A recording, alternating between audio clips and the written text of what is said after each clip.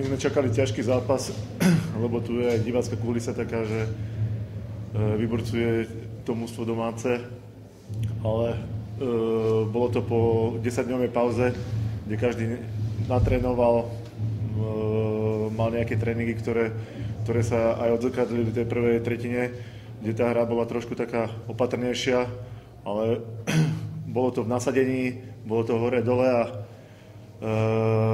pre nás bola dobrá tá tretina, že skončila 0-0. V druhej tretine sme pokračovali v tom nasadení, aké sme mali.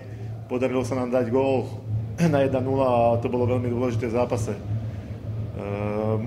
Nitra musela trošku otvoriť aj hru, čo sa nám podarilo ako zužitkovať.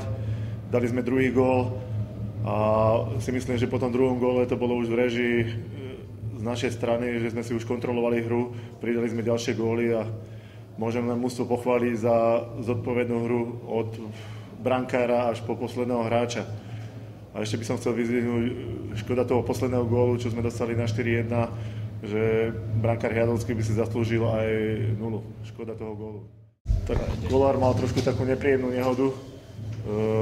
Pred tréningom bol nejaký, deviatáci hrali zápas a on preskakoval pri sedačke ten mantinel, ale v civile šmykol sa na sedačke a padol na ruku a v podstate si vyklbil si zápestie. Nemá to zlomené, ale má to tak opuchnuté, že keby ho včeli poštípali a myslím si, že začne hrať až v januári. To nevieme, či bude hrať v januári, takže uvidíme, jak to dopadne. Ale nemôže chytiť hokejku a má problém s tým. Tak určite s príchodom Braňa Janoša sa to trošku aj zdvihlo z toho hľadiska, že vie dať rozhodujúcich momentoch vie dať gól. Už to ukázal, dajme tomu, v predošlých zápasoch v Žiline a dneska to bolo betonov.